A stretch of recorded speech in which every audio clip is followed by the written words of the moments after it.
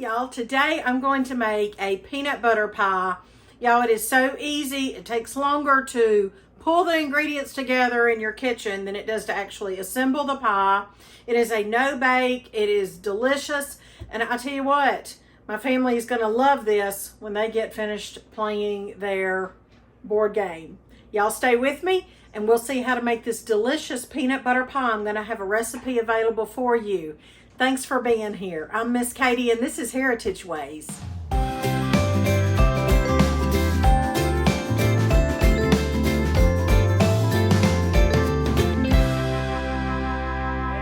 Pay 500 to fill Joel's. That's a lot of fuel. Life on the farm. Life on the farm. Life on the farm. To win the game, you have to have 60 cows And $10,000. and $10,000. And do we have to have a KC and a J? Jay's my mascot. Who's winning so far? Little buddy? Dad?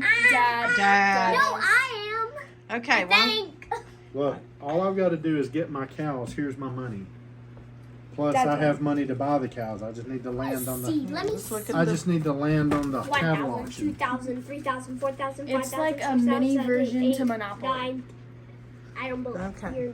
You're All right, the family is over there playing. Oh, here's Casey the cat. Can you please come get Casey? He likes to be in the kitchen when Mama's in the kitchen. If you don't know who Casey is, Casey's the new addition to the family. And I never know when he's going to be under my feet. Not over my peanuts and my chocolate chips. Oh, mercy. Welcome to my home. This is reality, y'all. This is where we share cozy homemaking ideas with old-fashioned family values. What's more old-fashioned than pets and children and board games? I tell you what. All right, we're going to jump right into this recipe. Now, I tell you what, it calls for cookie crust, like an Oreo crust or some kind of like a cookie crust. You can make your own, but I found this Oreo pie crust for 99 cents at my Amish markdown store, Amish owned, and I got 2 of them. So I'm just going to use that today.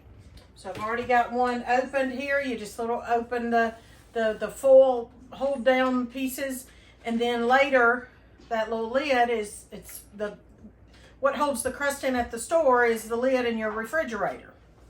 You probably noticed my canned goods and my canner. Yesterday I was canning, and I've done beets and French green beans. I have a video to show you how to do that. And then I have my greens, healthy, organic, Swiss chard, and various greens from the garden.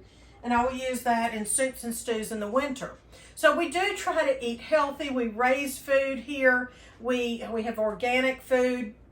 We try to consume our fruits and veggies, but sometimes you just want a pie with sugar, some peanut butter, some gooey goodness. It's delicious. So that's what I'm making on this rainy Sunday afternoon.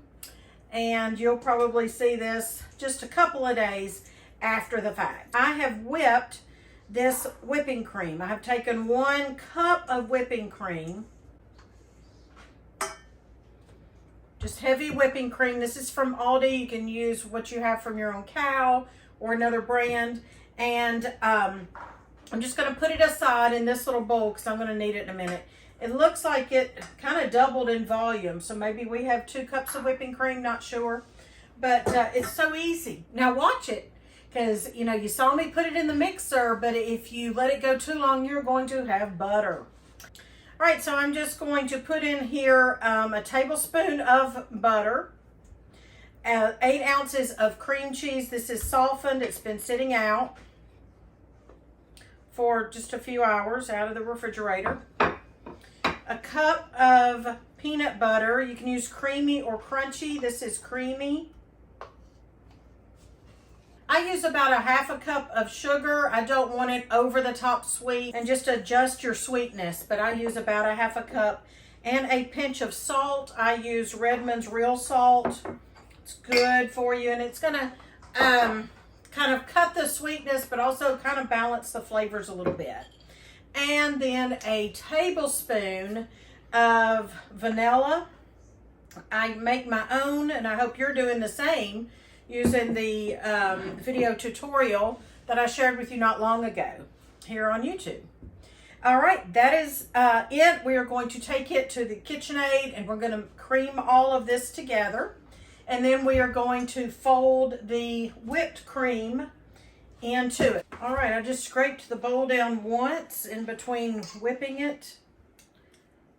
And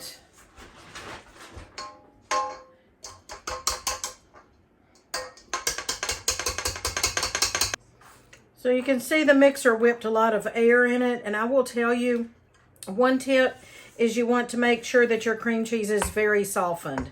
Because if it's not, you're just going to have just lumps in it. So very softened is very important.